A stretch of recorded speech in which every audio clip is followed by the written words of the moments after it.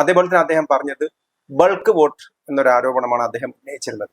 ഈ bulk vote എന്ന് പറയുന്ന സ്ഥലങ്ങളിലൊക്കെ തന്നെ അത് യഥാർത്ഥത്തിലുള്ള വോട്ടുകളാണ് എന്ന് മാധ്യമ പ്രവർത്തകർ തന്നെ അവർ വർഷങ്ങളായിട്ട് അവരെ അവിടെ വോട്ട് ചെയ്യുന്നതാണ്.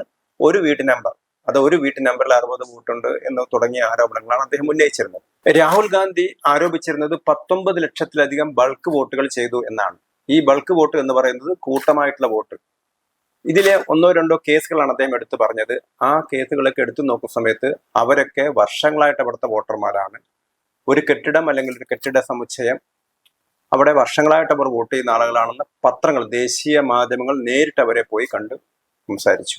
അതേപോലെ തന്നെയാണ് 22 പേര് ബ്രസീലിയൻ യുവതിയുടെ അഡ്രസ്സിലുള്ള അല്ലെങ്കിൽ ചിത്രമുള്ള വിവിധ അഡ്രസ്സുകളിൽ പോയ സമയത്ത് അവരൊക്കെ വോട്ട് ചെയ്തിട്ടുണ്ട്. അതിൽ പലർക്കും അവരുടേതായ ചിത്രമുള്ള ഐഡന്റിറ്റി കാർഡ് തന്നെയാണ് ഉള്ളത്. അല്ലാത്ത ആളുകൾക്ക് അവർ പരാതി കൊടുക്കുകയും ചെയ്തിട്ടുണ്ട്.